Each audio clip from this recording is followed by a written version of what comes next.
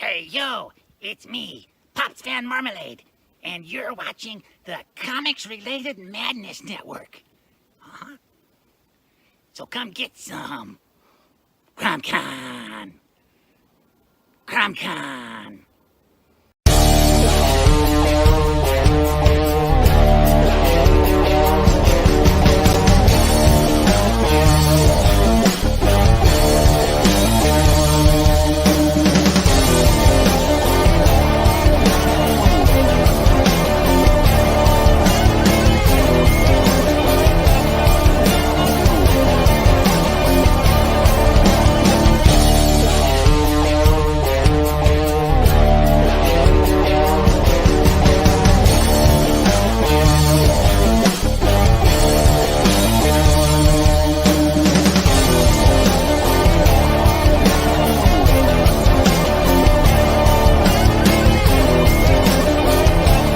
Madness Entertainment Group presents the Madness Comic Network with original programming and additional comic-related content.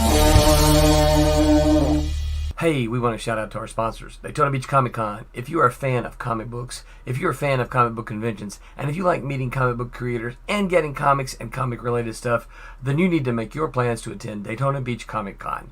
This year's show is September 9th and 10th. Silverline will be there, so you should make your plans to be there too. We'll see you there.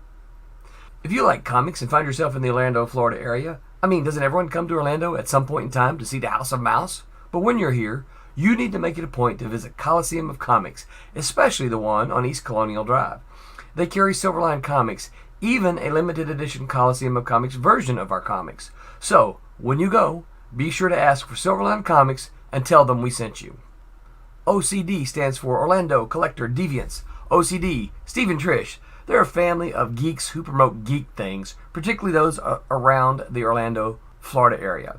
They're big supporters of Silverline, and we think you should be supporters of theirs too. Go give them some love. If you are an independent comic book maker and you need to get your independent comics made, you need to look no further than Kablam Digital Printing. They print our books, and they do a bang-up job. They're not only trusted by Silverline, but many, many independent comic book makers. Head on over to kablam.com and see for yourself just how easy it is to have your comic printed by them. And tell them Silverline sent you. Hi, this is Tim TK, host of That Silverline Show on Tuesday. Join us at 11 p.m. Eastern, 8 p.m. Pacific every Tuesday night as we discuss pop culture and the joys of making comics. Hi, I'm Barb Kelber, co-host of Silverline's Wednesday Wham. Join us each Wednesday nights as we discuss comics, literature, movies, and anything else that may catch our attention. I'm Roland Mann, and I host Silverline's Silver Sunday. Join me every Sunday at 8 p.m. Eastern as we make mine Silverline. Hello, everybody, and welcome to Silverline's Wednesday Wham. I'm your host, Dean Zachary, penciler of Cat and Mouse, among other things. And we have a full house tonight, and we're glad everyone showed up. We're going to be talking about public domain characters and maybe cherry-picking a few that may end up in the Silverline stables one day. But before we get started, I want to thank our sponsor, Daytona Beach Comic Convention, and start with some very quick and brief self-introductions with the Empress of the Inks herself, Barbara Kelberg. Barbara, take it away. I'm Barb Kelberg, and I am the creator, inker, and colorist on my own book, Divinity. I'm the inker on Cat and Mouse, and the colorist on Sirens. And if you happen to be in Iowa around Cedar Rapids this weekend, this Sunday, I will be at the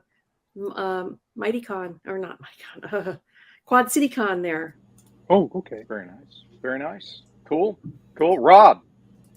I am Rob Davis here in mid-Missouri. I am the artist on Twilight Grim from Silverline. Missouri? No. No. Okay. The state calls it Missouri. Half calls it Missouri. It's 50-50. But in my mind, if it was supposed to be Missouri, it'd have a UH on the end, not an I. And it has an I. I see. So that's that's my story, and I'm sticking to it. But anyway, my greatest claim to fame, quote unquote, is that in the 1990s at Malibu, I worked on Star Trek Deep Space Nine, and did a little bit of work at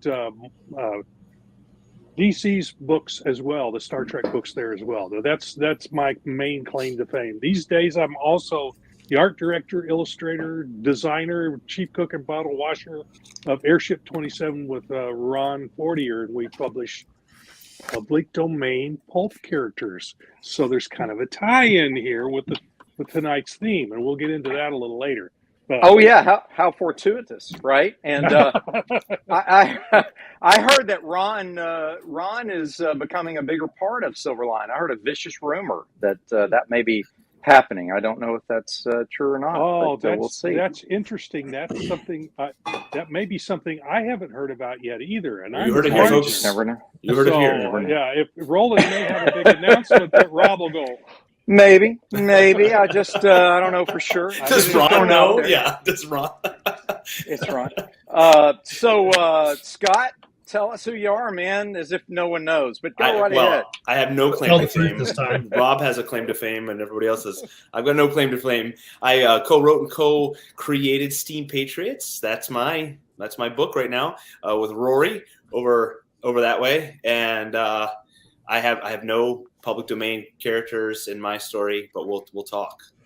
I don't think our whole story is public domain. Actually, I think all of your characters. I think technically there's a real person. There's a real person public domain. I'm not sure. I don't know. Actually. What about Rory? Rory, tell us who you are, my friend. Hello, I am Rory Boyle, co-creator with Scott of Steam Patriots, and I'm in snowy Ohio, or Ohio. Very nice. Good. That's got an A at the end. Right? And last but not least, our friend from the Northwest, Aaron Humphreys. How are you, sir? Tell us your claim to fame. That'll be good. Oh, my claim to fame? Oh, well, yeah. I mean, very nice. That's in between all the other stuff I'm doing, right? Yeah. And, yep.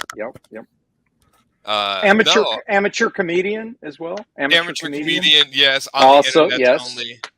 Yeah. Where I draw my own comic Galleons, and I drew Fire Rush, and I'm drawing the Obsoletes coming up next. I think that's it. Awesome. Yeah. Well, this says, hey, you crazy kids, how's everyone doing? We're doing great, man. Good to have you aboard. We're about to launch into some cool stuff here. Let's just dive right into it. First of all, did any of you folks do any pre-show homework here and look at some interesting public domain characters? I'm gonna throw the floor open to Mr. Rob Davis, who probably has more experience with public domain than all of us combined. So, Rob, tell us a little bit about, define it for us, and then talk to us a little bit about how one goes about choosing and developing a PD character. Okay. Well, the company that I partnered with Ron Fortier in is called Airship 27, and our idea was to take old public domain pulp characters, and I hope everybody knows what I mean by pulp characters, books and magazines that were published in the early part of the 20th century, the 20s, 30s, 40s, and they were kind of the precursors to superheroes in many ways. Doc Savage, the Shadow, the Spider, several other characters like that. Now, all the ones I just mentioned, those are still copyrighted.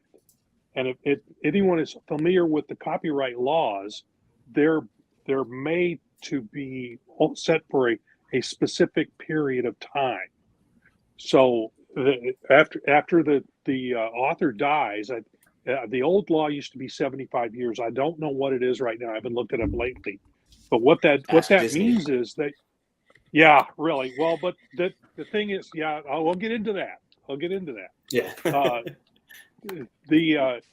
The characters after the creator dies, then those characters they live on, and his heirs can make money off of them and own the copyright for them, and no one can use them until that copyright expires. Now, after 75 years or whatever the time period is, that their interest in those dies, and then anybody can take that character and use it any way that they want. They can even take the stories that are 75 years or older and actually reprint the stories or rewrite them or edit them or do whatever they want to them. That's a concept in art called derivation. You can also do things that are kind of based on them as well without any problems. But characters that fall into the public domain are early on. You had to renew it every once in a while, especially if it was a corporate owned character. You had to renew it every once in a while, and that's what happened with, say, Mickey Mouse. Disney renewed that constantly. But just recently, the first Mickey Mouse cartoon that was aired in movie theaters is now public domain. So you can Wasn't that Steamboat Willie? Steamboat Willie. It was the very first thing. It was, and it originally was going to be a silent, and then the talkies suddenly came along, so they added sound to it as well. A little piece of trivia. I think that's 2024 for Steamboat Willie. I only know that because I was looking it up. Okay, well, something about the character. He's supposed to be. He's supposed to be dropping into public domain shortly. So in any case, somebody can take that movie, Steamboat Willie, and copy it, print, make copies of it, sell it, do whatever they want with it. But it can't say Mickey Mouse on it anywhere because Disney has trademarked Mickey Mouse, and stuff that was done with Mickey Mouse later is still going to be in copyright. Now, Disney has been able to finagle this. It's actually been, almost 100 years from when Steamboat Willie first came out. Yeah, so they finagled those. Yeah, 28. No. Yeah, so it's right in there. Yeah. So So anyway, we can work with Airship 27. We do our biggest selling book, our Sherlock Holmes books. And the only reason we can do anything with Sherlock Holmes is he's essentially public domain now.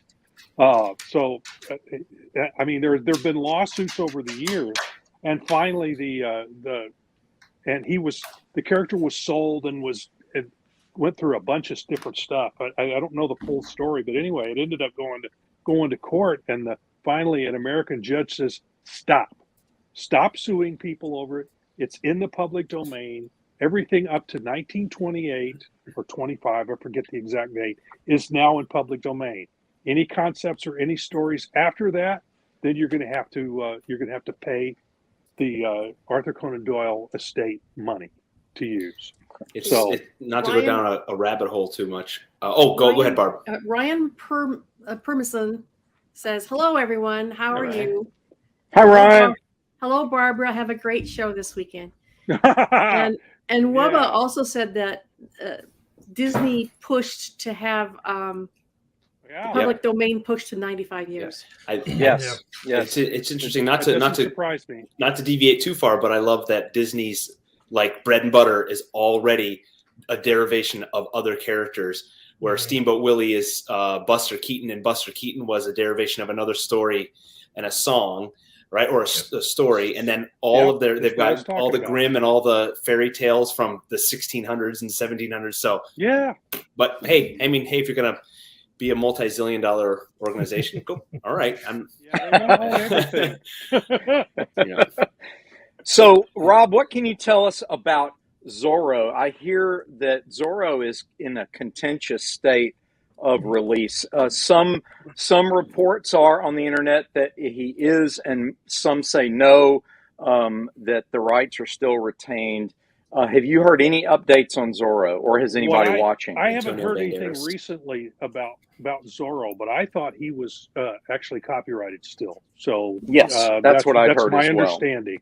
That's my understanding at this point. But he should be dropping, or at least his early story should be dropping into public domain before too long.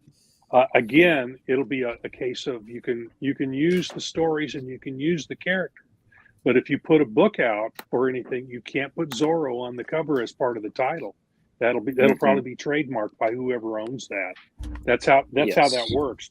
Trademark has to be trademark is completely different from copyright. Trademark lasts as long as you can protect it. If you keep people from using it for different purposes and keep it as your owned property, you can keep that going forever, which is what Disney is surviving on, or has survived on. Plus, they keep throwing money and legal stuff at keeping stuff in their copyright for as long as they can. And that when that 95 years comes up, you can bet they'll push it.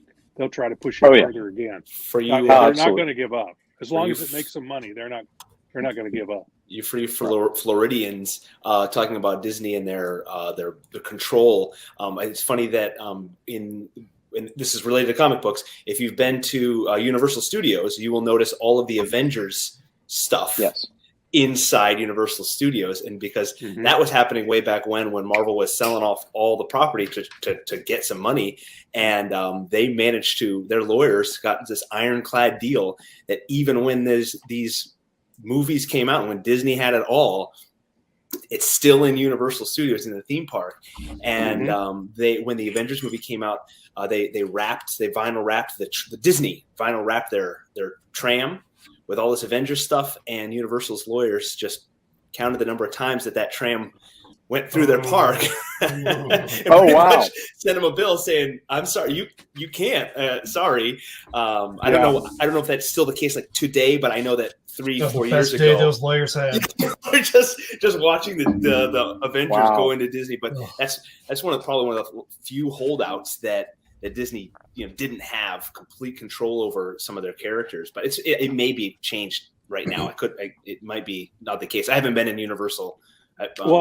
Sony and Universal are like this, if I recall correctly, right? Sony owns Spider-Man and the Fantastic Four, I think. Fox, I believe you're Fox right. owns X-Men, but I'm talking. Not anymore, but they did. Yeah, this deal with getting Marvel characters and Avengers characters inside Universal Studios was well before the Avengers franchise was on anybody's radar. So they got this ironclad deal that even after Disney owned them, they couldn't have them in their theme park, which is kind of funny. Yeah. Well, it's funny because it's usually Disney the one running around telling everyone not to use their stuff. Exactly. Yeah. Exactly. Turnabout's fair play. Oh yeah. Wubba says Buck Rogers is in contention also. I would think for public domain. Really? Yeah. Well, if Buck Rogers is, then how about Flash Gordon? Right. Yes. Same situation. Yeah. Flash Gordon. Those are still retained, I believe. I would think so. Yeah. I even heard rumors, and I these calls rumors that they want to make another Flash Gordon movie. But then again, they've been saying stuff about like that for years. Yeah. So absolutely. So you're saying, Rob, your most popular PD character is Sherlock Holmes, right? You can use the name, the image on the cover. You can promote it as a legitimate Sherlock Holmes property, et cetera, et cetera. Are there any limitations at all on you? Yes, we can't use any concepts of Sherlock Holmes that were in the stories that were published after. I think it's 1925 or 1928. I forget which. But those are gonna fall into the public domain before long, as they reach their limit. But anything before the judge that ruled anything before that date is fair game. It's public domain, can be done anything with it. So I mean, go on Amazon and type in Sherlock Holmes and see how many different books pop up. It's crazy. But even given all that, our books still sell like they're our best seller. We still sell a bunch every quarter. Which brings me to what I want to bring up here, and that is, what character in your mind, Rob, since you sort of took the stage here first, what character from PD that you haven't seen would you like to see maybe as an auditioning character for, let's say, the Silverline stable one day? What would you like to see? Oh, well, there's a bunch of different stuff. There's all the stuff that was on the Protectors. All those characters are supposedly PD. And I don't know if Roland had a lot to do with Protectors back when it first came out at Malibu, but some of those would be real interesting. There's another company called I don't know if those were from Centaur or who those were with originally, but there's several comic book companies like that that have all kinds of different characters. The one that comes to mind that has a split public domain and not public domain is the Green Llama. Yeah, the stories, the prose is still under copyright. Apparently, the comic book character that was based on that is public domain. So, yet I'm pretty sure that the folks that own the copyright to that, I think it's the daughter of the guy who created him, owns the copyrights to that and is very protective of them. We crossed her because at one point we thought the character was public domain, so we published some prose stories of Green Llama, and we got a cease and desist. And she actually let us continue to publish the one book that we did of him, and so it's still out there and still published, but we can't do any new ones. I see. Yeah, I see. She was very nice to let us to do that, but she was angry that everyone thought it was public domain. According to the internet, AC Comics had it, and also a little bit later, Dynamite. They took over a lot of these Golden Age characters. Green Llama, the Black Terror is another one. Yeah, Black Terror, right.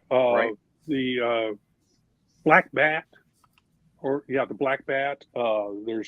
There's a bunch of different characters that have also been in comics. So there was the Black Bat was also involved with Batman because it's a very similar character, and they made an arrangement with the company it's DC now, but I think then it was National Comics was started doing Batman.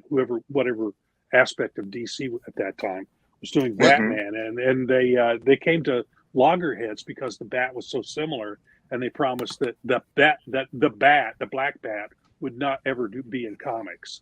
Well, Tommy Floramonte says, west of the Mississippi, Disney can use all the Marvel characters in their parks, but that hasn't stopped them from showing up in Florida. Who's got more money? Who's got more money? You come in here and say that. Tommy dropping the knowledge. Thank you, Tommy. And Wubba says there's something in the works that show up in Cat and Mouse. I bugged Roland for it. That's mysterious. Mysterious tease there. Right, lots of news tonight. Since I'm eating Cat and Mouse, I'm going to have to keep my eyes open. Yeah. So what about you, Barb? Anybody that just comes to mind from the public domain world that you'd like to see one day possibly in our stable? Yeah, there's two of them actually. Only this first one is kind of in contention. It's Barbarella, obviously. Oh, interesting. Barbarella. Interesting. Okay. She was in the public domain. She was I've been called barbed wire. Go there. Back when I wore braces, I was barbed wire. So. That works. That's cool. I like that. So that's actually not bad. That's kind of cool, actually. Barbarella was actually a French creation and was not copywritten when she was created, so she fell into the public domain. But now there's some speculation as to whether, since you can take characters out of public domain and put them back into private, apparently there's some contention over that. But I'd love to do a Barbarella comic book. Oh wow, very cool. I would also like to do, and I think this is fantastic, an updated version of Tom Thumb. Do kind of a cross between Ant-Man and Honey, I Shrunk the Kids. Oh yeah, okay. Same size as Thumbelina, tiny. Yeah. Tom Thumb used to ride a mouse, but now you could, ride one of my grandkids' battery-powered cars around. It would be kind of fun. Would be riding cool. in style. Yeah. I think it would be fun. He rides around with a toothpick. What's that movie series that Michael J. Fox did? It voiced the Ralph, the mouse and the motorcycle, and he drove a little electric or a little car like that. Yeah, and the movie. Yeah, it was a little I think he got a motorcycle, then a car. Yeah, I think that would be. It's Beverly Cleary's book, The Mouse and the Motorcycle. Mm-hmm. I think you throw in a little bit of modern twist and living in a modern world. I think it'd be hilarious. I think it'd be a blast to do Tom Thumb update. Roland, are you listening? He's out there. He's always listening. He's always listening, taking notes. Taking notes. No paycheck for Dean. No paycheck for Scott. Aaron's already been cut off from last week. Yeah. I was cut off a long time ago. That's right. Just the scenes in Ant-Man where they're having a fight on the railroad track. That was a hilarious sequence. And Honey, I Shrunk the Kids when they're out in the backyard and the grass is as tall as a tree. I think that's just that movie like it's fun. No CG and Honey, other than like superimposition or something, but everything was props in that movie, which is so cool. Yeah, very cool. It doesn't quite hold up. When's the last time you watched it, Barb? Well, it's been a long time ago, but I was fascinated with the whole concept. It's obviously a older. Yeah, in the grand scheme of special I effects. realize that it's been done with what are those characters that live in the walls? I can't remember. The termites. Yeah, something like that. But you're sitting at a spool. And, using an acorn for a drinking cup. Disney did that forced perspective with Darby O'Gill. And the little people. Love that movie. Trivia. Dean, anybody who was in that movie before he was Sean Connery. He had hair. And he sings. What song does he sing? Because didn't was it either Ian Fleming or Cubby Broccoli said that singing Scotsman from Darby O'Gill when they suggested it? Ian Fleming did not favorite movies when I was a kid. I love that movie. That's they were so high. Well, and it's just like any movie, just like any Disney or anything, when they have a formula. Okay, more trivia. They did the forced perspective with King Brian and all those. Then they redid the forced perspective with the two kids from Mary Poppins in what movie?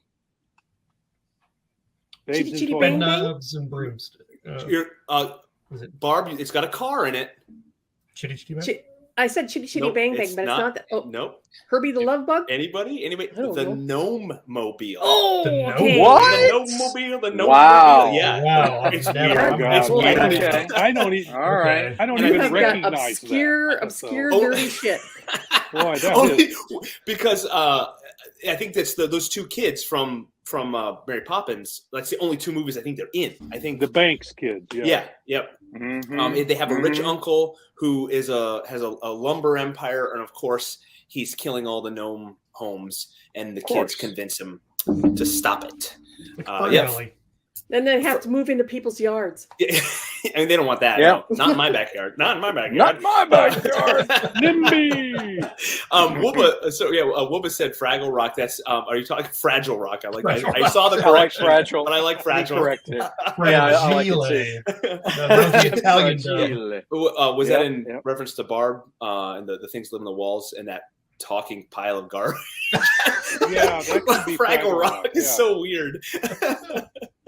Isn't it weird? Yeah, very, very odd, but creative.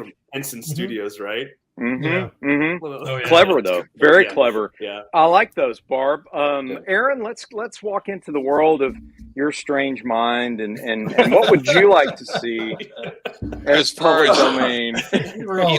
Honestly, I don't know. I don't really read a lot of. Yeah, I have a tough time too. Characters, public domain. Yeah, I'm just. It honestly, can be literature, to tell you the truth, dude. a lot of public domain are rewritten like they do something like Wizard of Oz or something. It's just like an immediate turn off for me. Really? I really like to see something completely new. So I just like to see something completely new. I feel like a lot of times that people like they do public domain, it's like half the audience is already done for them, which is obviously the reason to do it for a lot of Yeah, reasons. exactly. Yep. But I just feel like sometimes people take ideas and show her. It's always like an interesting twist, and sometimes I read the story, I'm like, well, it's the same story but with a twist or something. They've done this in video games and in movies, and I'm just like, yeah, but you can take that story, make new characters, make a much more interesting story. I don't want to say it feels lazy to me, but this is part of it. I mean, I actually started trying to read Sandman, and he does that all the time, Neil Gaiman. And I got like, I don't know, 2 volumes in. I'm like, I just do not want to hear anything about Kane or whatever about all this, because it's like, how many? I just feel like I sometimes feel like doing public domain characters really kind of holds back truly creative stuff from being seen. Because so what if you take a public domain character and start where the story ended and take it farther? I mean, you can do that, but it's still the characters. I mean, I don't know. Like I said, it's just personal. My friend Tom's the same way. He can't stand public domain characters. Like it's just an immediate turnoff for him. He's just okay. So can I flip this? Yeah. What's the last original idea you've heard? Original idea. Well, I'm talking about just completely original. I don't know. What have I been reading? Well, I've been reading Kalis. That's pretty original. Okay. Well, I mean, that's pretty original. Yeah. So, I mean, there you go. I mean, I like it so far. I've read the first 2 issues. I've read the Luther Strode comics. Those are kind of original. I mean, I know everything is derivative of something else. Yeah. I mean, if that's the idea you're going for, I understand that. I was thinking archetypes, yeah. Right, yeah. Everything's derivative of something else. But if you're just going, this is what's her name from Dorothy from Wizard of Oz? Like if you actually call it Dorothy and she's in Wizard of Oz, but you make it like heavy metal Wizard of Oz, it's still the same character and the same premise. It's just heavy metal. So do you see what I'm saying? It's like they didn't even attempt it. It's just like it's the same thing, but now now she's a hipster. Well, I guess they smoked, But I mean, I don't know. It's just it's goth Dorothy. Neil Gaiman does that a lot, and I couldn't get through Sandman because of that. So if I gave you, say, Beowulf, and told you to bring Beowulf into the modern age, could you do it? That would be a good one. Could I do it? I mean, technically, I would set out to be able to do it. Would I want to do it? No. Why? I'll do it. I'll take it up. Have Beowulf. Why would you want to reduce it? I don't understand that. This is why I don't understand fan fiction. I mean, all these people put all this work into fan fiction, which I mean, regardless of what you think, but then it's kind of like, yeah, but you could do something cool and new, and something even if it's a little derivative from something else, you could do something cool and new. And it just seems like it's like why like handicap your creativity with that? Because you are kind of handicapping it because you have to keep it within the context of the original story, or it completely doesn't. It leaves the story. If you do the Wizard of Oz, on the other hand, if you're introducing a brand new character, people are not familiar with it. They have no connection to it. But if you're using a public domain character, say, like I said before, Beowulf, and you bring them into the modern era, people will say instantly have name recognition, and they will be curious. Exactly. But then again, how do you start introducing new characters if that's the case?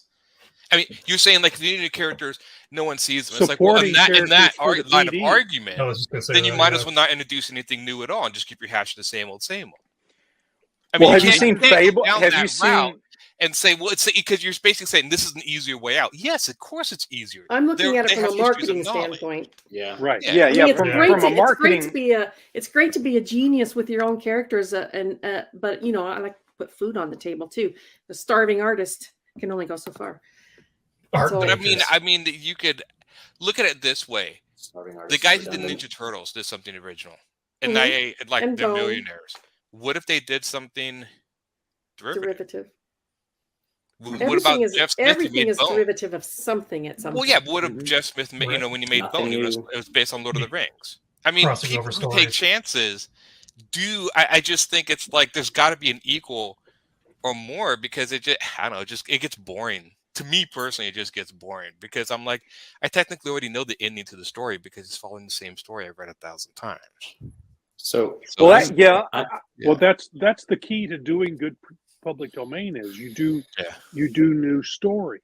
You're not retelling the old endings. stories. Do something You're different. taking the character and right. It's like the ones that we use at Airship 27. When we do the Sherlock Holmes books, we tell the authors they need to be written as if Arthur Conan Doyle was still writing them.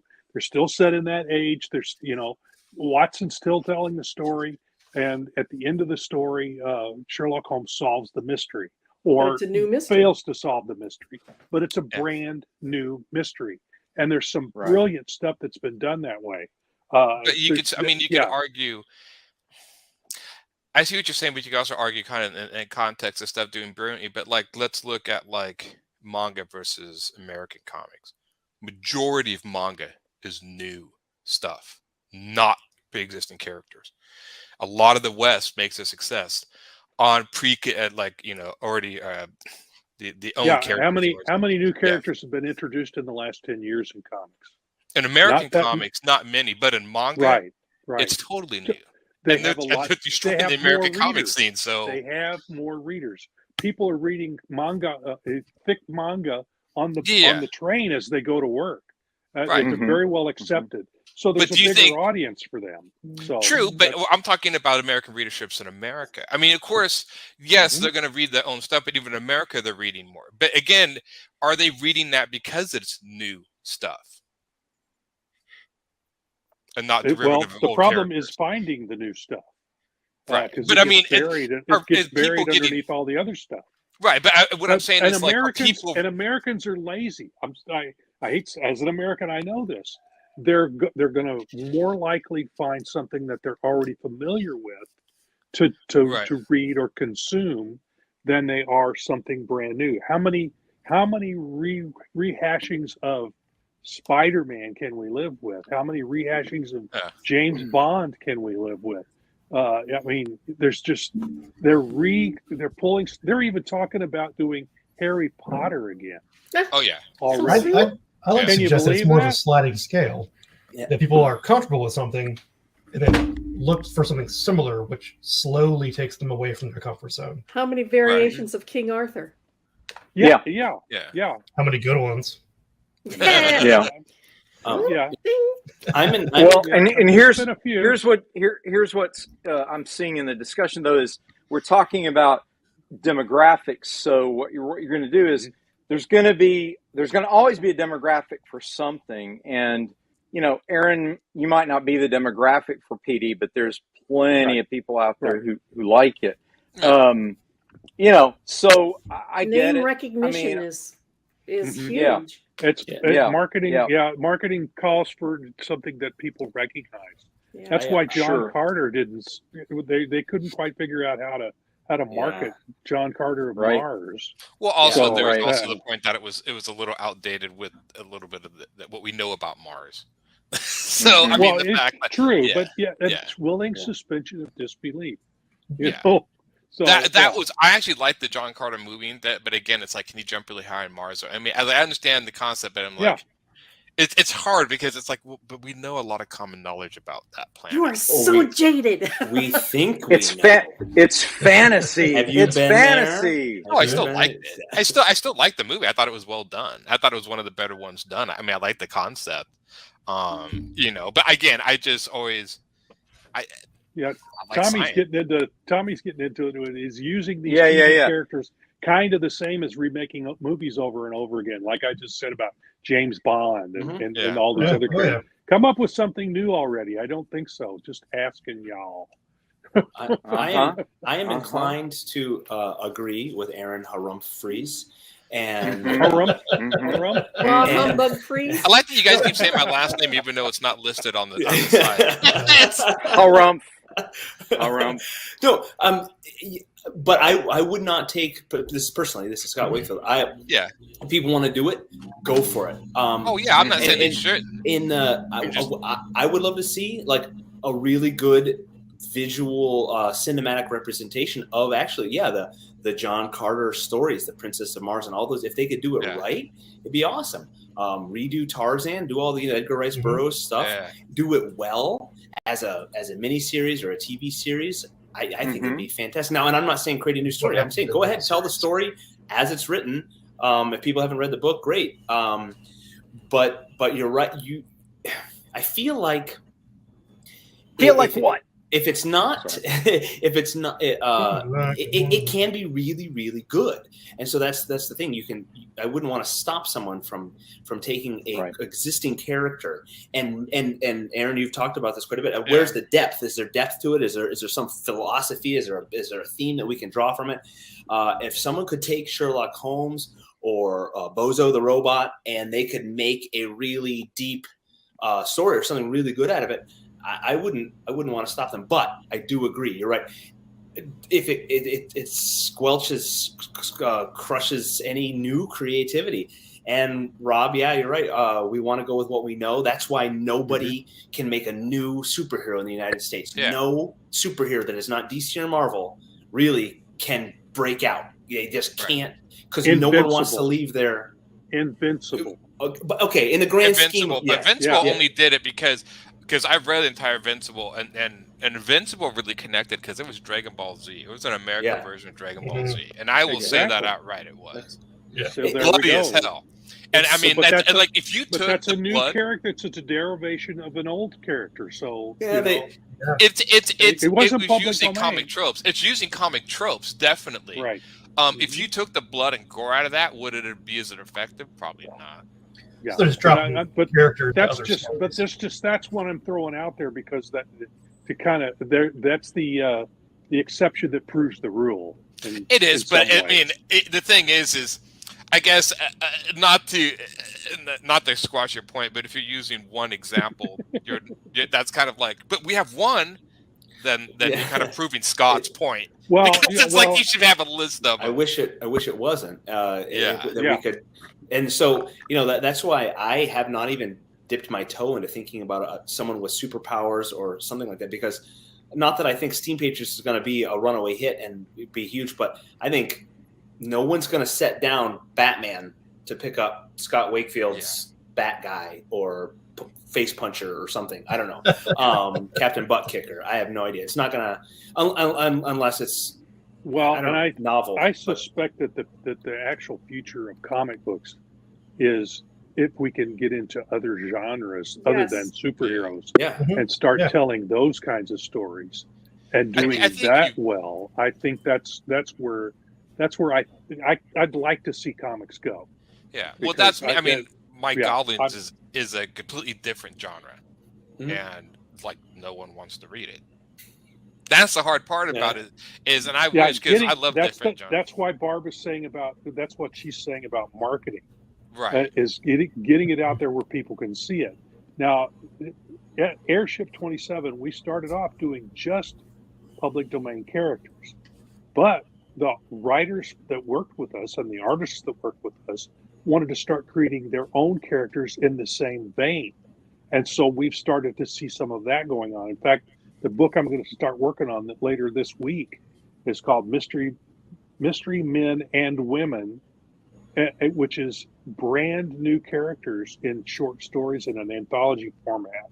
So these are new pulp type characters, and some of those are just way out there, and because pulp characters are like that. They're really wild and crazy, and they've come up with brand new characters that are in that vein.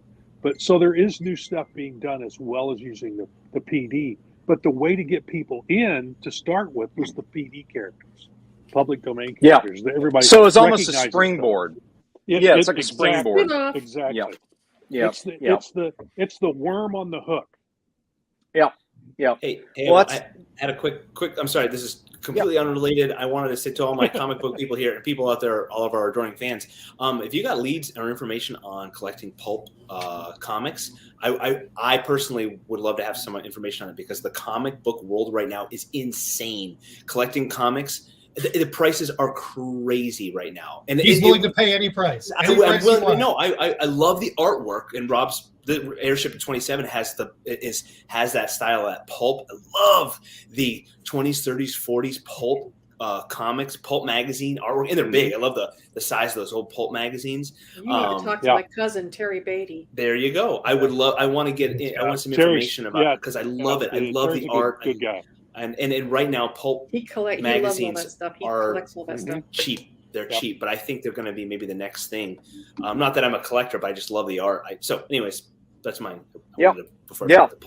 Well, I was going to say too, a lot of the subject matter you guys have touched on has to do with the choices that a very small gatekeeper system makes to launch something, right? Hollywood is a very country club closed system. So, you know, we could be sitting on the next big thing and not even know it. There could be items out there that are 10 times more interesting than what Hollywood is choosing to promote. So again, we can't always equate financial success with merit, all right? Because very often that's not the case. There are things out there. I used to put it this way to friends, like, do you guys know that, like, there's probably 99 other guitarists that can play guitar as well as Eddie Van Halen, but no one will ever know who they are because they didn't have the talent and the timing and the connection all at the right moment to be what Eddie Van Halen became, right? So people think, oh, this one phenom, and they took over and no one's ever like that. No, there's like 99 other guys or girls who can do that. They just weren't right place, right time, right connections, right? So that's a lot of it too. It's a game, and sometimes the game doesn't reward merit. Sometimes it does. Sometimes it does in a delayed fashion. So you have something really good, but it takes a lot longer. It takes you 20 years to become an overnight sensation. Yep. Well, very well said. I always said Scott and our comic would be something maybe when we're dead. Be worth something maybe when we're dead. That's what I tell my kids. Don't throw my stuff away. Absolutely. Hey, Phil. Hi, Phil. Hey, Phil. Hey. So, Rory, your turn. Talk to us about wish list for PD character that one day might be a Silverline character. Oh, Go man. for it. I went with all the ones that had the least amount of information, so there was no. And first, I had to say, Rob, I always thought that your logo on your shirt was the Lighter Than Air Society. I love that. Airship 27. That's awesome. That is awesome. So I did a quick trot through all the public domain superheroes and the titles that are available this year. Alan Quartermain, always a favorite. It's been out for a while. Yes. We actually have. He's in Silverblade. He's in Silverblade, and we have a book. We have a book doing new stories for him at Airship 27. Awesome. Love it. Awesome. Found a guy called American Crusader, who was described as a astronomy professor, and things go awry, and then he fights Nazis. Okay. All right. You get. I love it. I love it. Next up is U.S. Jones, a patriotic crime fighter with no powers. His real name, if he has one, has never been stated. You could give him one. You could give him one. Exactly. It's kind of like I love that. Open I book. love that. He was assisted by a friend called the Grumbler, which I just imagine would be this grumbling old butler fellow who causes more problems than he can help with. See, there you go. Some of these public domain characters are so underknown that you could do pretty much anything. But the field is wide open on them. It really is. These are all very pulp characters. It's perfect. In the 40s. Undercover Man, also known as codename Centaur. Steve Crawford, ace federal man, was sent to the Foster Aircraft Company, where a new super speed pursuit ship was being tested to be sold to the U.S. Army. That's all the information there is. That's all you need. That's all you need, man. Go for it. I love that. Abominable Snow Monster of the North, which is the clay animation of Herbie the Dentist and Rudolph the Red-Nosed Reindeer. Yes. Abominable. I love Do you know it. who else is public domain? Bigfoot. How can a cryptid be a? Yeah. How can anybody own Bigfoot? First of all, he can. You know, that's awesome. Idea. I guess if George Lucas can have the word droid, then right. I'm gonna copyright lizards. That would be the Jersey Devil, and the Gray City Beast here is also in public domain. You could do Momo the monster in Missouri. Okay. All right. The big and one here in Mothman. Wisconsin is the Gray City Beast. And then a non-comic book title would be, what's it called? It was the precursor to Lawrence of Arabia, called The Seven Pillars. Very nice. That would be interesting to play with. The Seven Pillars. It would be. Lawrence of Arabia. Very nice. Very nice. I had some interesting ones too there along those lines. Some funny ones. There's an actual guy named Catman who dressed up like a lady. This is funny. Dressed up like a lady and held a cat and came up against a bad guy. The cat would jump out and scratch him, and he'd use the moment to punch out the bad guy and save the day. I thought that was just hilarious. I love to think of the pitch, the writer's comp, the pitching the idea. Okay, bear with me. Just right. This thing's got longevity. This has got staying power. No one's gonna get tired of that. Right? I know exactly. So that was more of a joke thing, but this was interesting to me. There's a science fiction pilot named Dan Dare, which is popular in the UK, and apparently he is, he's kind of like their Han Solo, so to speak, and he is now public domain. Right. The ferret, which is part of the Protectors, is considered public domain. I happen to know something a little bit about the ferret. My first color adventure comic book assignment, action adventure. Also, Captain Nemo, I thought would be interesting to explore his motivations, being an East Indian who resented Britain's treatment of India, and then became this sort of villainous inventor that invented the Nautilus to take out the British ships. And you could do kind of a, I don't know, the Wicked Witch of the West, Wicked sort of retelling of Nemo as a young man growing up. I actually was involved in a comic book that did that. Oh, how cool! What was it called? The Adventures of Captain Nemo, and very nice. It was set just before he became Captain Nemo, and he had a crew of an international crew that they were trying to find a power source. They were trying to find the lost Library of Alexandria. Oh, and nice! It was like a 4-issue miniseries. I've collected it into a graphic novel size and reprinted it recently with my Redbud comics. But he also Michael Vance, who's the writer of it, also rewrote it as a novel, and we published that as well. And that one was called Nemo and His Black Knights, I believe is what he called it, something like that. But nice. So that's been done. But he took that and ran with it. It was a great story.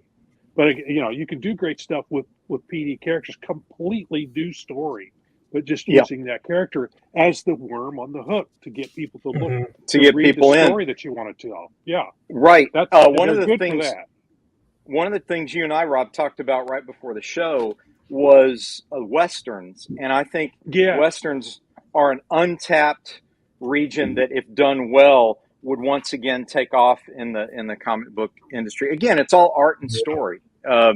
And I found two Western heroes in PD that I loved. One was called Black Rider, and basically he looks like Zorro with guns, right? And the other one was Ghost Rider, who looks like Zorro with guns, wearing all white on a white horse, right? And so I thought, hey, that would be cool to team those two up, right? So you'd have the dark, mysterious, crime-fighting Western gunslinger, and then the white-clad gunslinger, and do something interesting. Tim McGraw. Yeah, there you go. And then, or you could update it, right, and do almost a Knight Rider version of both of those, where one's in a white car, one's in a black car, and they're crime fighter. You could even do that. They kind of did that a little bit with that old TV show Pole Position. Yeah, the cartoon. Was it Pole Position? Isn't that based off the video game, but the cartoon. Yeah, very cool.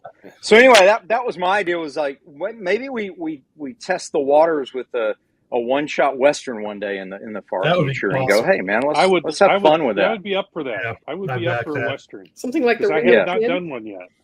Mhm. What's that, Barb? Something like the Ringo Kid.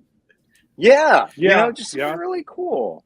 What says that reminds me of Spy versus Spy. Dean. Yes, it does. Yeah, Yes, it that's does. that's a good point. Yeah. Mhm. That's very cool. Very, very cool reference. For Scott, you know who I'd like to see show up in Steam Patrons? Oh, Johnny Tremaine. It's funny you said that, because I was thinking what other non-historical characters, and I mean, really, we do have to admit, Roy and I, it's almost like we're taking public domain characters. I mean, we've got historical figures, but we've made it a point to not rely on those people. We want them to move the story along, and but they're like the we've all worm said, on the hook. The only thing is about Johnny Tremaine is that I don't know with the new copyright laws if he would have fallen out of public domain. He was created in 1943. Okay. So if they've changed if he the wasn't statutes, renewed, Probably. there was a renewal period back then. If he wasn't renewed, then he's fallen into public domain. So here's my thing about crossovers, bringing them in. Now this is me. This is my feeling. I don't know how Rory and I have never really discussed this about bringing public domain characters into our story world. As far as Steam Patriots goes, I don't really like the idea. Now, my reason being, I don't. This is not a hill I'm going to die on. I agree. It feels like it breaks the reality of our world, the verisimilitude of our world. Yeah. Now, if it was some sort of one-off, or if we wanted to do a fun with some sort of trans-dimensional something where, I don't know, we have Ben Frankenstein or something like that. I have no idea. All right, we could do a one-off Halloween special of the Ben Franklin creates a robot or something like that. I don't know. I don't particularly like the idea, only because it seems to play with the reality, and but that said everything I said before about creating a world or expanding on an already existing character. Sure, and I would love to do another story, a different style of story, but for our purpose, it feels like it'd be jarring. I don't mean as a regular character. I would just say as a pop-up cameo. cameo. Okay. Yep. I would. I do like that. Have him be in mention or in passing or something like that. Yeah, that's a good idea. Cameo. I had mentioned, and only people who had read Johnny Tremaine would be like, "Oh my God, that was wasn't that?" It would be a good nod to fans of that time period and people who have read that book. Yes. Yep. I did some research on the time that Steam Patriots takes place, and I suggested a historical figure appear in your story. Scott, do you want to share that, or you want to save that for a surprise later? Ooh, that's a tease that. He's a real character, and so we have talked to Rory and I, and we've mentioned it on the show too. If our story keeps going, we really have a limitless world to keep building, and we would love to do one shots or spin-offs to follow. So if you've read Steam Patriots, we drop a little hint at the beginning that Felix has a brother. We leave it at that. That is a line we want to follow. If we had gotten our stuff in time for the Christmas special, we would have expanded on that. Maybe there will be another opportunity.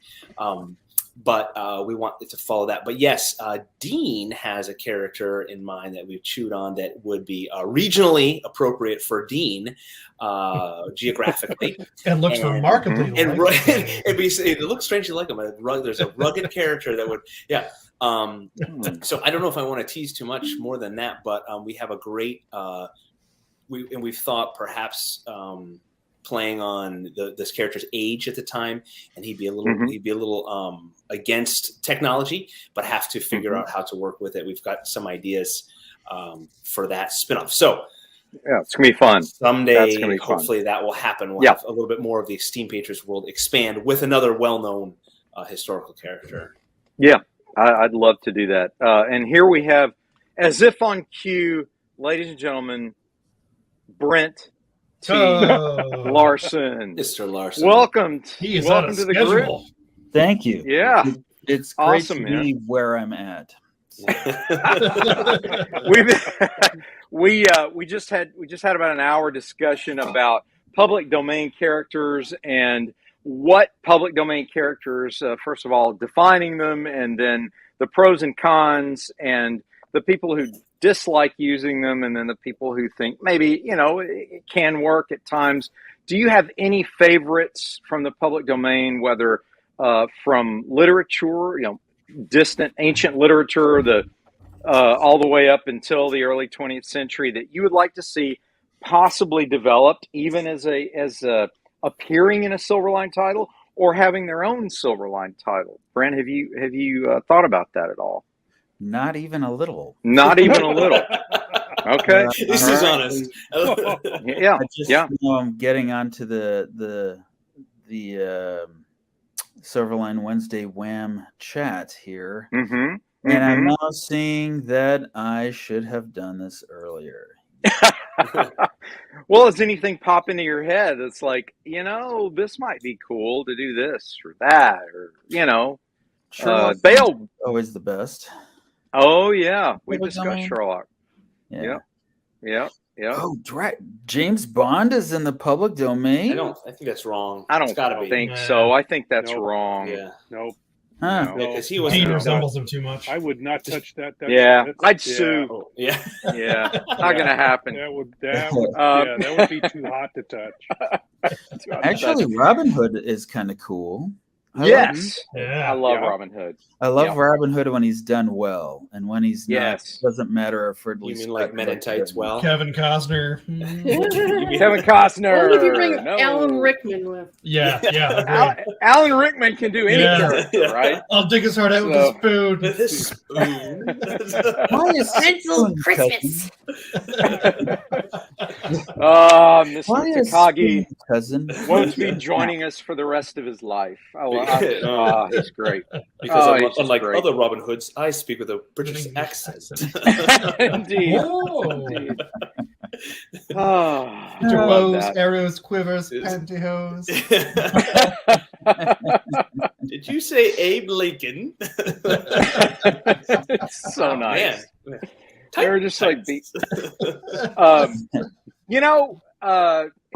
Snape would have been good to have his own spin-off book. Can you imagine that, right? Oh, yeah, he would. Professor Snape.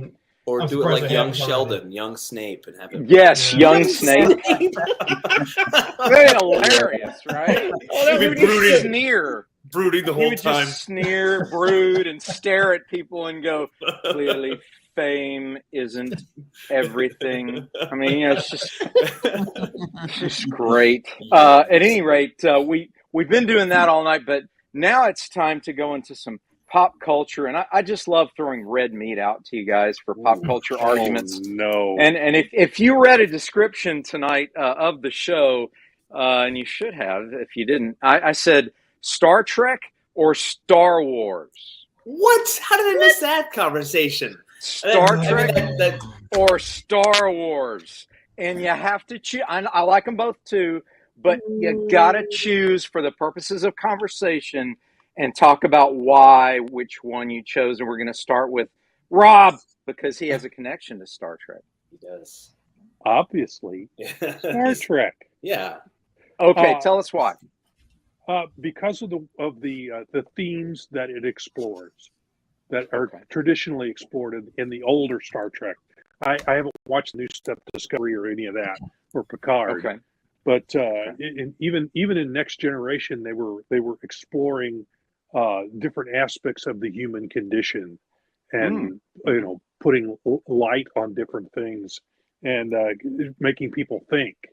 Whereas Star Wars, where I like it as well, I like it for a different reason, but I like Star Trek more. But Star Wars is more it's more fantasy oriented, whereas Star Trek is based in technology, even though a lot of its aspects are kind of fantasy oriented as well. The whole transporter thing that's very, very difficult science. I don't think it'll ever be capable of doing it. There's too many problems with it. But as a storytelling device, it's great.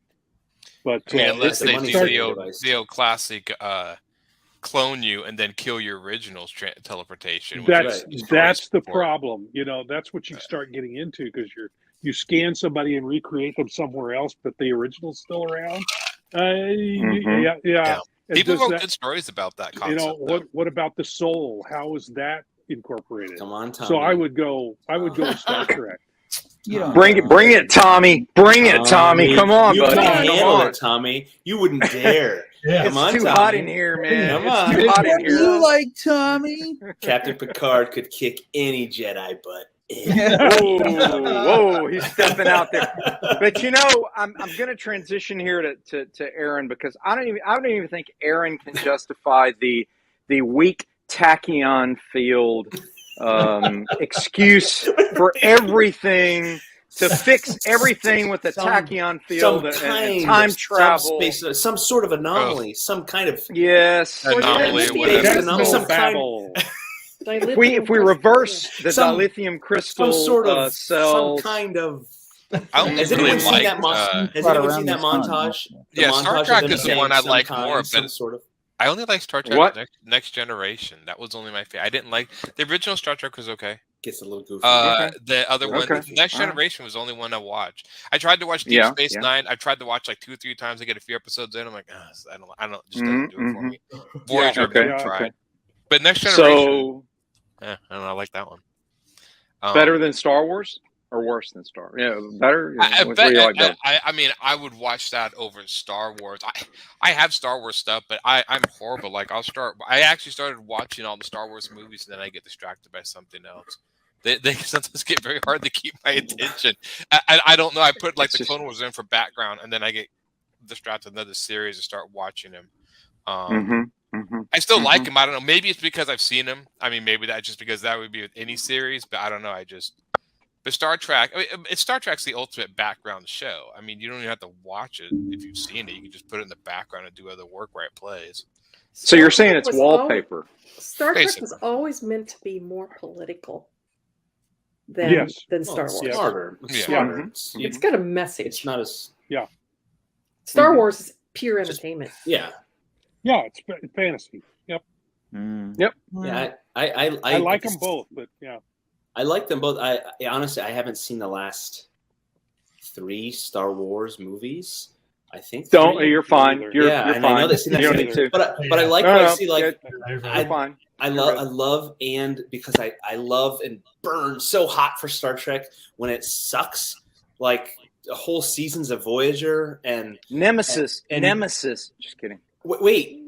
I love half of Nemesis, but then like Tom Hardy, like we're supposed to believe he's Patrick Stewart's clone. No. Like they could have spent like maybe 10 more minutes finding another actor.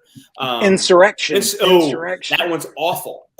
Now, First Contact. Like that's fine. Oh my goodness, I love it. I love First, but then like Discovery, Rob. I mean, you haven't seen it. I've only seen. I think there's 3rd seasons on TV. I saw the first episode and I went, "This is supposed to tease me to watch the whole thing." Discovery. I couldn't do it. Hard time. Yeah, I watched it and I went, "Who cares?" So, admittedly, I could I grew up on Next Generation. That was my Star Trek, and then going back and watching the original series, a little goofy and a little campy sometimes. Well, sure. Look at the time they were period. on Friday night, and they're playing Sulu, who's playing guitar there, and they're like doing hula stuff, and but then season one of Next Generation is so they lead with Q having these lengthy monologues, and then the second episode after the pilot is the drunk episode where that's right, and the naked now the Enterprise again. Yes, and so it's so awful.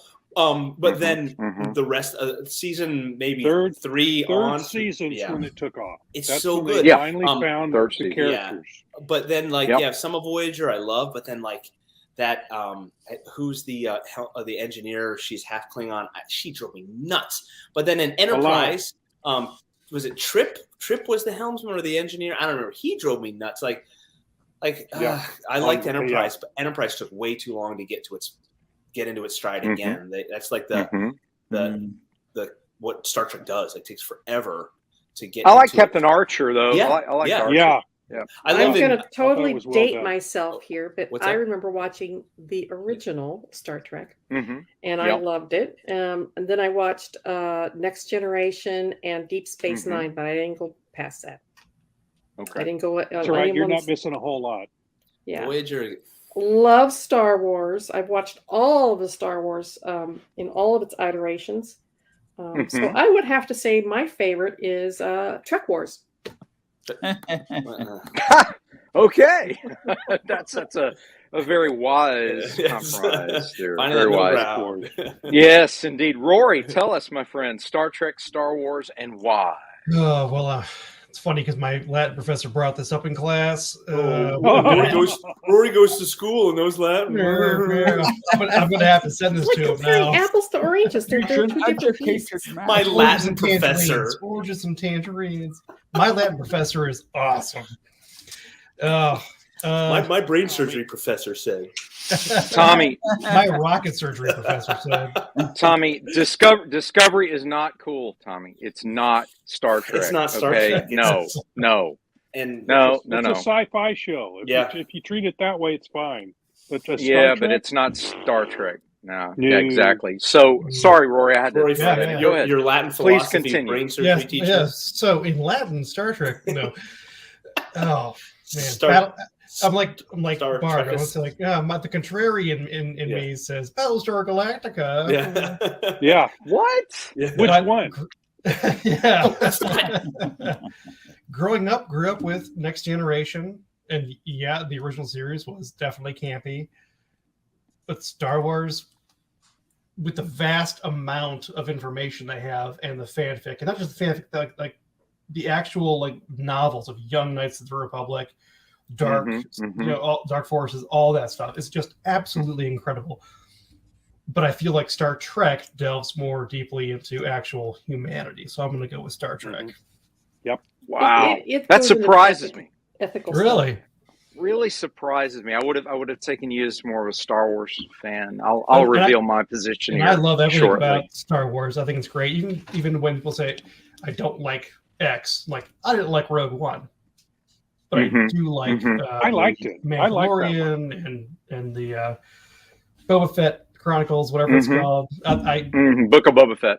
Book of Boba Fett. I think it's interesting. I'm enjoyed by it. I don't need to go too deep into it. But Star Trek is just from its core. I hear you. I hear you. Tommy says, "Dude, that's what I said." He did say that it's not really Star Trek to me, but I still think it sucks. So that's just my opinion on Discovery.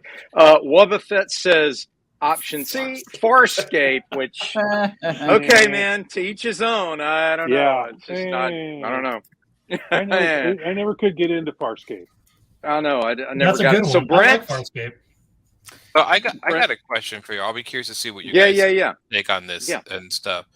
So between these three movies, and you guys use all answers at once or whatever, Aliens, Terminator, or Predator? Alien. Which one's Alien? Aliens? Okay. Aliens. Yeah, Aliens. Okay, most are aliens. Alien. Terminator. Alien. You like Terminator. the Terminator? Okay. Yeah. Not many Predator fans. Wow. Okay.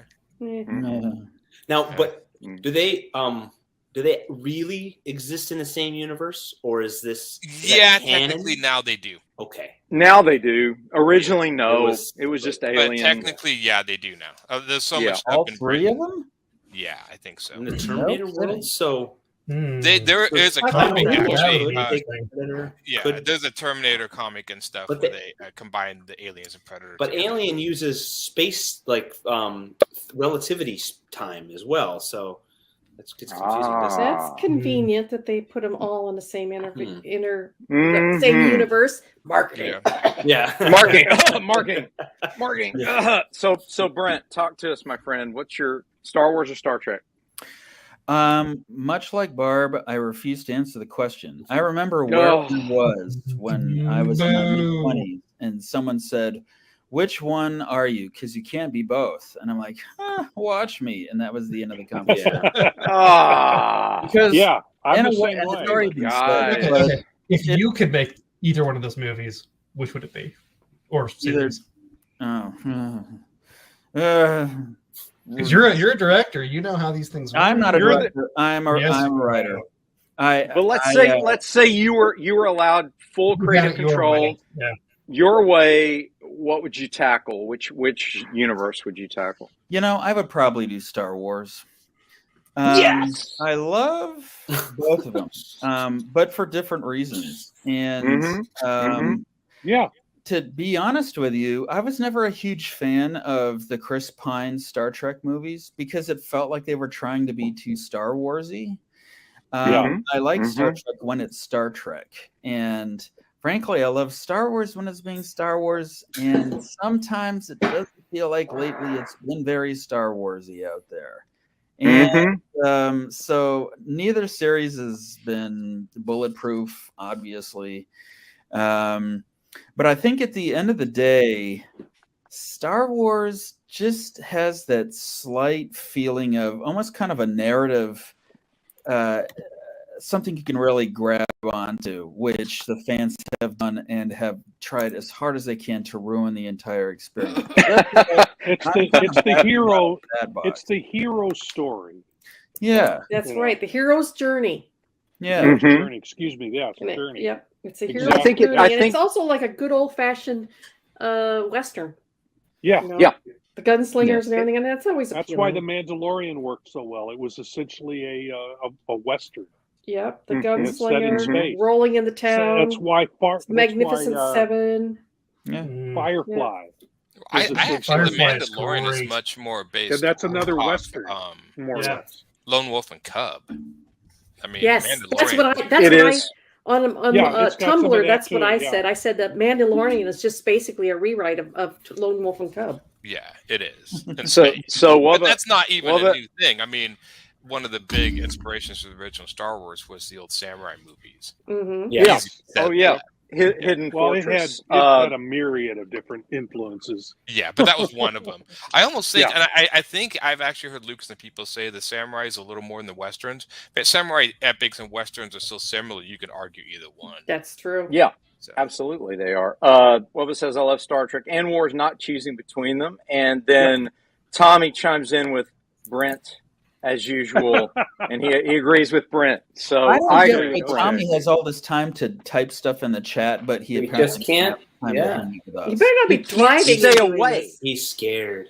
He's typing as much as he wants to break free of us, we keep pulling him back in. We're like, we're like the mob. We just keep dragging him back. He can't stay away. Can't get away, man. Once you're in the geek world, man, you can't stay out. Come on in, man. Come on in. So I'll go ahead. One last job just before you get out. I think I'm going to go Star Wars because I grew up with Star Trek, and we didn't have Star Wars till I was later. I mean, I'm dating myself, but seriously, that's what it was like. We just didn't have a lot. We had Star Trek, and that was it.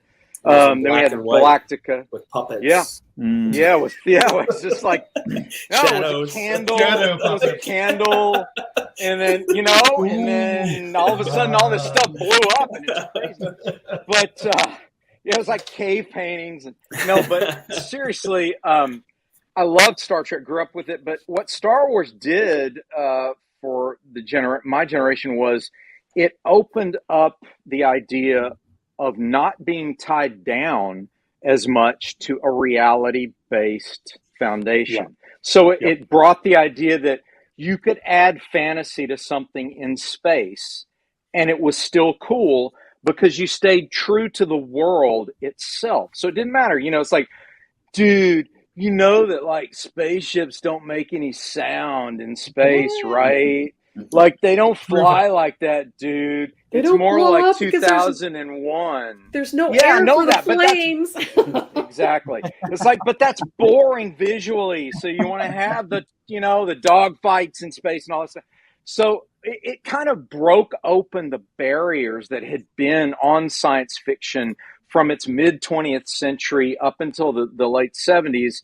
You had these barriers like it should be like this, and you should address heavy societal struggles and issues, and it should be real, and it should be really scientific. And then it's like, nah, I'm going to do Flash Gordon. And so he did. Actually, Lucas wanted to do Flash Gordon, but the Hearst Corporation, which I think still owns the rights, had it and wanted too much for it. So he's like, meh, I'm just going to make up my own version of Flash Gordon. And so kind of that's what Star Wars was.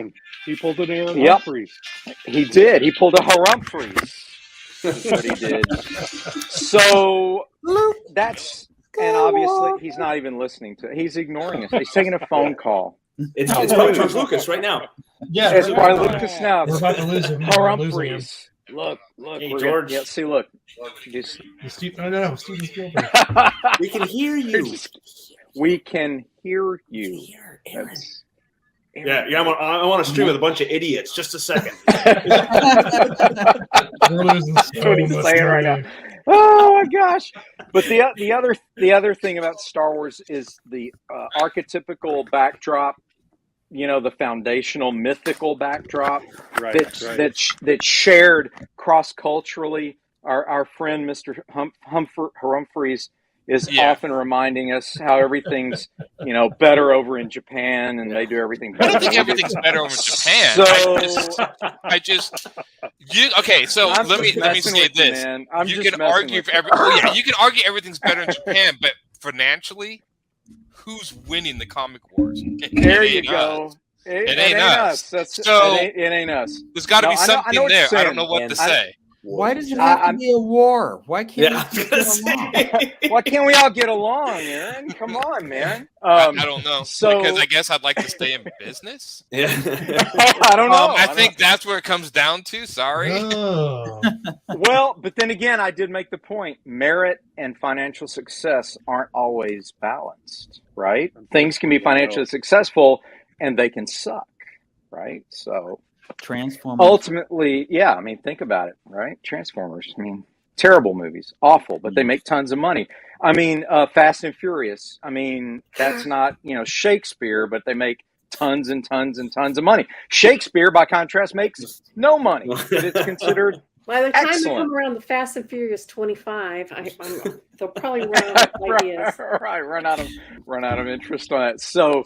But yes, we do measure that in our capitalist society, and that there is some level of reward for quality work. So we do try to do the best we can, and I do think part of what Japan's doing that we're not is they're doing what Lucas did in '77. They're breaking out of preconceived barriers and saying it doesn't have to be all superheroes. It doesn't have to be this. It doesn't have to be that. It can be really just bizarre, non sequitur fantasy, and people like that because it's it's something new. And I think a lot of anime and manga goes into that sort of underground punk attitude. Sure. And weird that people like it. I mean, that was part of the Ninja Turtles traction. Absolutely. Well, and that was a slow news day too. Yeah. Teenage Mutant Ninja Turtles. That was a slow news day when that hit. And and then it got picked up by the national news, and it just blew up. It's what I say about it. Right time. People ask me what luck is, and luck is when preparation meets opportunity. Mm-hmm. And they put something new out there, and then the opportunity popped, and it went crazy, and they've capitalized on it ever since. Strange enough, I can almost argue with the Ninja Turtles. Strangely enough, you can almost argue public domain a little bit with them. So go back to the original topic of public domain. So the original origin, the original inspiration for Ninja Turtles, the actual origin of the Turtles is based around Daredevil. Yeah. And if you actually look at the original scene, it's the exact same scene of Daredevil getting his powers, except the canister after it hits Daredevil goes into the sewer. Yep. So you're doing a public domain story, but introducing brand new characters out of that, which I find kind of fascinating. Well, actually, it wasn't public domain, but he was. They were doing. Right, but I mean, he wasn't public domain he's not. But I mean, the fact that you're taking something else that everyone knows and making completely new characters. If somebody does that, I'm like, okay. And Daredevil is based somewhat on a public domain character, the Black Bat, in the fact that he was a DA who they threw acid in his face and he went blind, and then he had surgery. He had surgery to correct that problem, but he pretended to be blind from thereafter and dressed up as the Black Bat. When the operation he had gave him night vision. He could see in the dark. So Daredevil's kind of based on that.